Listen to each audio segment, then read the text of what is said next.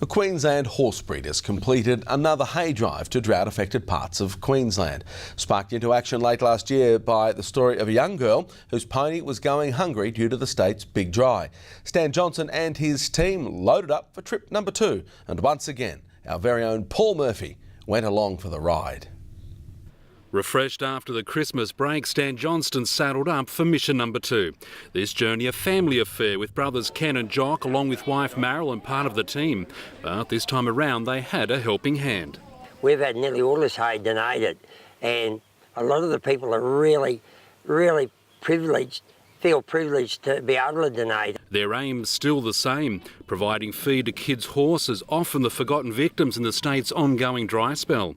This trip including drops at Dunkeld, Charleville, Quilpie, Windora and areas in between. We don't care if they're rich or poor or whatever. We're there. If the kids are wanting to feed their horses, we've given them hay. Christmas has recently come and gone, but this hay is better than any present Santa Claus could deliver. They're a hardy bunch, these country folk. You won't hear them complaining or asking for handouts.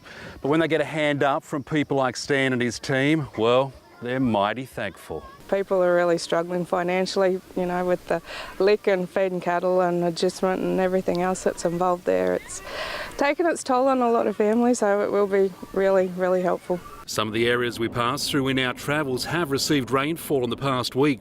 However, it's been a bit hit and miss. In some cases, more miss than hit. Mum's always on the internet checking the rain, but it seems to forecast wrong, and Dad's he just hopes for rain, but never expects it.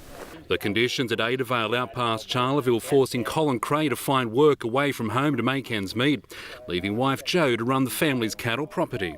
We've got good neighbours around us to give us support, but yeah, she's pretty much on her own, and it makes me feel a bit inadequate being so far away. The couple's children sent interstate to stay with their grandparents to avoid the worst of the Queensland drought.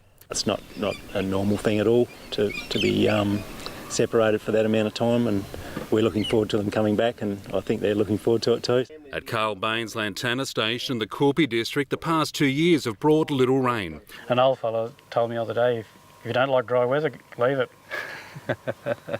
Recent falls of 40 millimetres and the hay delivery keeping the family upbeat, determined to conquer whatever Mother Nature throws their way. Well, God wants us here, and someone's got to be here, so hey, that keeps us going.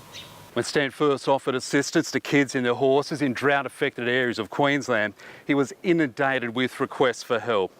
With 2 trips now completed, most of those requests have been met, but Stan's planning one more trip out St George Cunnamulla way in the near future.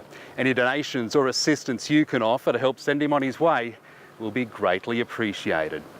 Paul Murphy, WIN News.